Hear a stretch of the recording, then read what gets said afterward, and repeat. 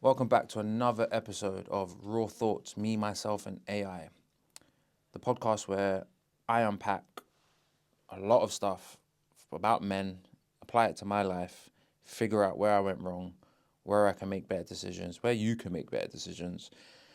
Let's see where we go. It's just a nice, open, therapy type podcast where I work with ChatGPT to develop some questions and answer them. And here we are. Episode 10 Closure, the door that never closes. Closure is a lie we tell ourselves. We wait for apologies, explanations, a neat ending, but closure isn't given. It's created. And maybe the lie is that closure even exists at all. The fantasy of closure. Why do men wait for women to give them peace? Dependency, excuse, delay. It's the monkey bar theory. You hold on before you let go. Closure goes both ways. There's always someone asking for closure in a relationship, but it's questions they already know the answer to. Why do you need to hear it from that person for you to move on and close it? Like I don't get it. I don't get the theory of closure. It's it's something that you need to move on to your next part of your life. But it's normally questions that serve you no purpose. Right? Let's say you cheated. It'll be a question like, how many people did you cheat on me with? What difference does it make? If it's 1 or 1,000, the outcome is they still cheated. How many times did they sleep with that person? 1 or 1,000 times. It's still they slept with that person. So it's semantics that what most times people are looking for in closure just to gain answers that either they don't need or it's not a necessity, an essential requirement to have them. Why do we think one conversation will undo years of pain? I don't think they do. And again, it's you just want to feel, I get it, you want to feel like that person's been honest with you, whether it hurts or not. But it gets to a certain point, it's like, but what are you gaining from it? You're just gaining more hurt when you could just let go. You're holding on to the rose that has thorns in it and your hand's just bleeding. I love that saying because you're holding on to the beauty of the idea. The rose is the idea of what it is you want, but the thorns are what's causing you the most pain right now. And that's the little parts of the closure that you require. Let go. Why do we call it closure when we really want control? Yeah, you want to kind of have the last laugh in whatever is happening. You want to have that to be the person that has the say in it and blah blah blah. But real closure is letting go. I'm not even going off of what ChatGPT says now. It's just real closure is letting go. Let go. It's serving you nothing to hold on to either person. That's male or female. It's doing you no good. And how my brain works, that letting go thing is super easy to me. Super easy. And it's definitely something people need to work on as a collective. The ghost of what if. Why do unanswered questions haunt us more than the answers ever would? Obsession, rumination, stuck in the loop. It always brings you back to what if they said this? What if they done that? What if they blah, blah, blah. It doesn't matter. The reality is it doesn't matter. If you know something's gone wrong and you know factually it's gone wrong, then it doesn't matter what they have to say. Something's gone wrong in a relationship. You know it's a fact. End it. Move on. There's no closure theory. If there's abuse in this, it's a little bit different. But also at the same time, letting go should even be even higher on your list. Why are we coming back to someone that done us so wrong? Like so wrong, even if it's physical, emotional, mental, whatever it may be, whatever abuse you suffered or endured, letting go is very easy to say, but it's exactly what you would say to your friend if they were saying that. Move on from him, let go, or move on from her, let go, whatever it may be. But you just get stuck back in that cycle, and you kind of need to rewire your brain to not be obsessed with unanswered questions. Like you can't have answers to everything, and too much knowledge isn't good for you. It can cause you problems.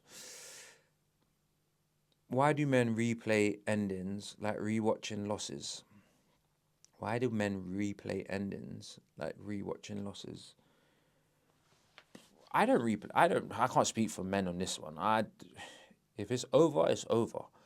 It's And I mean over. I don't mean we're done and then you're talking to me. No, if we're done, don't talk to me.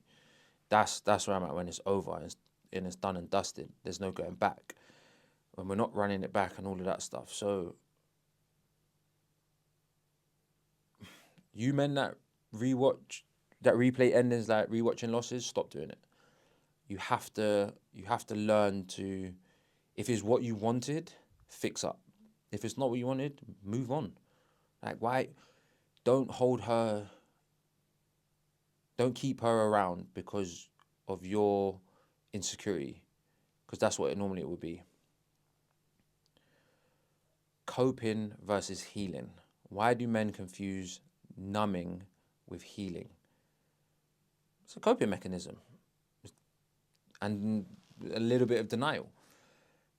Like you're denying yourself to feel the pain of whatever it is that's caused it, and then you act like you're good, and then let's say 1 month, 6 months down the line, you're entertaining someone else, and then you soon start to realize, shit, I'm not as ready as I thought I was, because you haven't had the time to feel.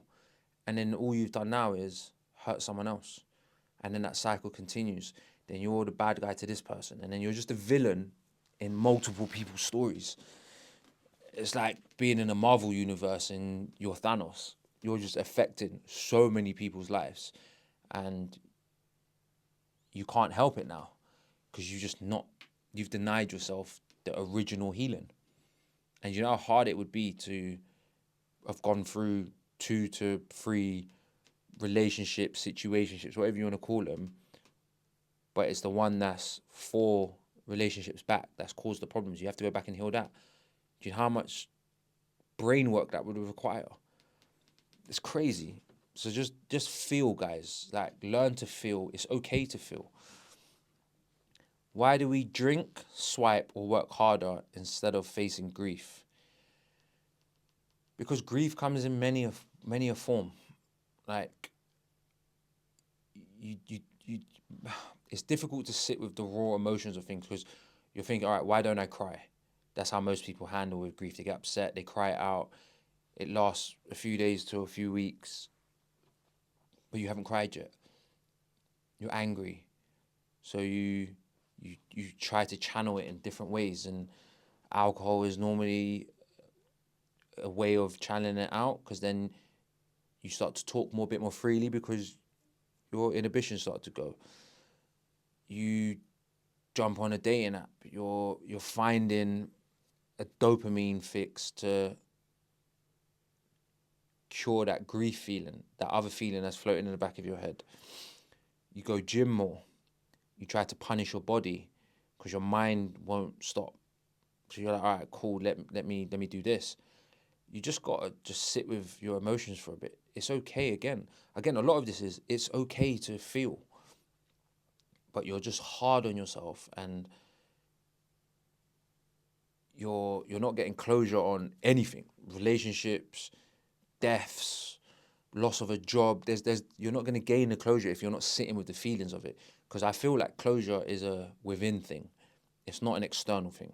Like if you get fired from a job, oh, why did I get fired? So I can do better in my next one. Bro, they don't care. And if you know you haven't done anything wrong, more time, I don't care, innit? There's none of this I could have done better or what I could have done better because I was giving my best. You just wanted something different or you just couldn't handle me. That's a you problem. That's not a me problem. If I'm on time, I'm doing everything I'm supposed to do and you don't want me, there's nothing you can tell me that's going to make me feel better about myself. Why does time make us quieter but not necessarily better?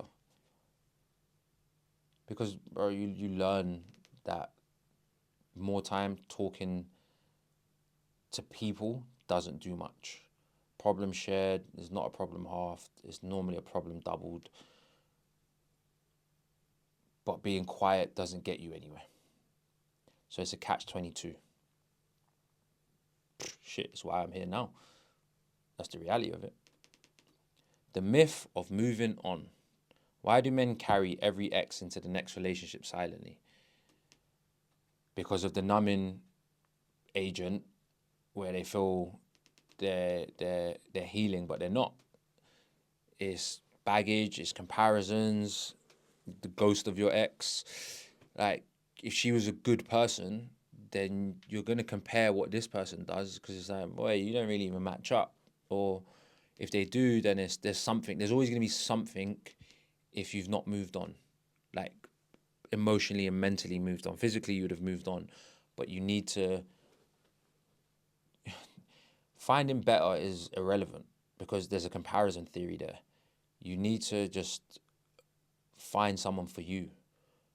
And however that looks, however they look, there's no comparison. Your ex is not around anymore. This person is. That's the only thing you should be comparing. And move on from that. Why does moving on often mean moving past, not moving through? Because you have to move through, it would require both of you to be completely honest, completely open, not take everything personally, and just speak freely. Chances of that happening are very slim.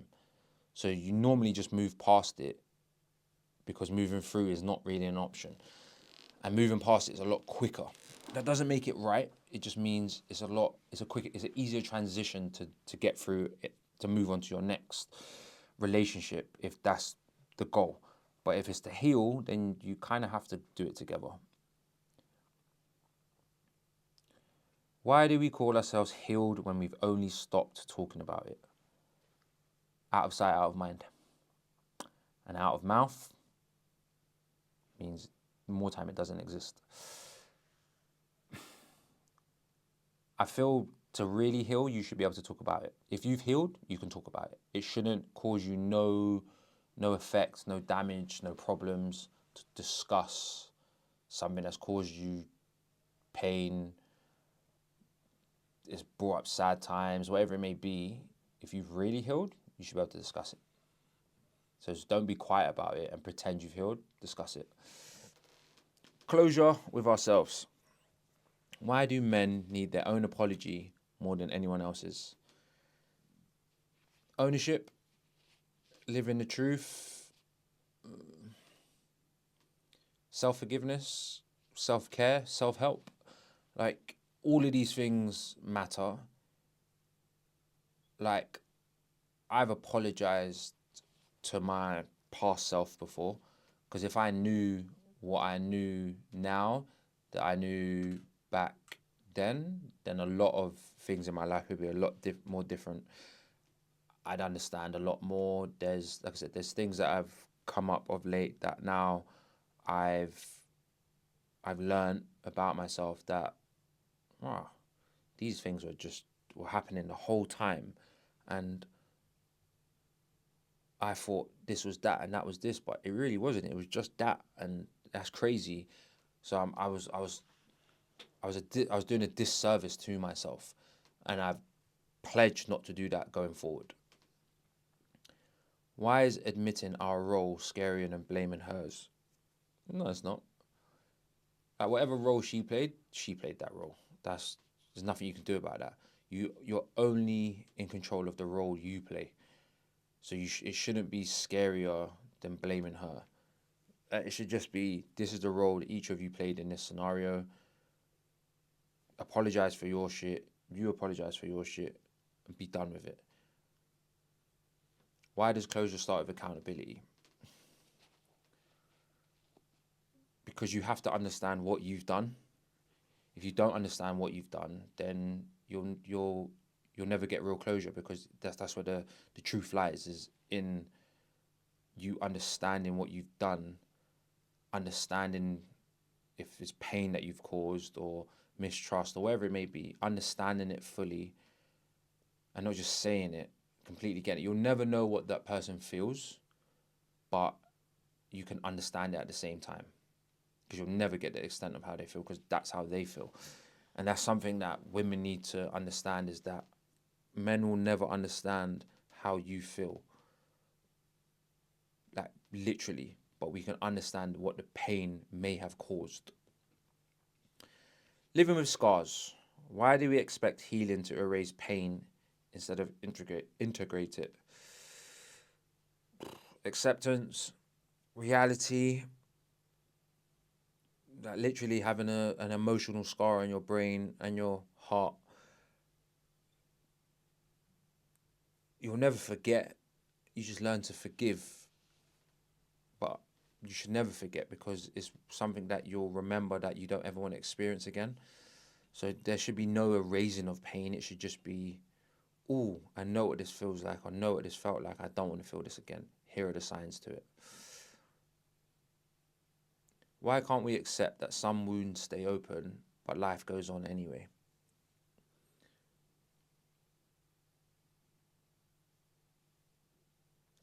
I mean, trauma is a real thing, and some trauma you just will never get over and get past, and life does continue, and you just have to learn to maneuver through the bullshit as best as you can. You're only human at the end of the day, and I'm only human, and I can only do so much, but I'm always gonna rub someone up the wrong way, or answer a question that the way someone doesn't like, and blah, blah, like through my own traumas. But bro, I don't give a shit. Like, I can't please everyone, and I'm not trying to, and I barely even, some more days I'm just out to please myself, and that's the reality of it, and that bothers people. But if they started to please themselves too, you'd probably find a lot more of a happier place in and around people. But yeah, closure. It's it's definitely a thing, I think, that's from within. You need more awareness of what you've done, what you kind of need to do moving forward. If you even need the answers to those questions, what's going to bring you the most peace? Knowing isn't everything. Knowing can be more trouble than it's worth. So just have a sit and think about what closure looks like to you. Because to me, closure's from within. That was another episode of Raw Thoughts, me, myself, and AI.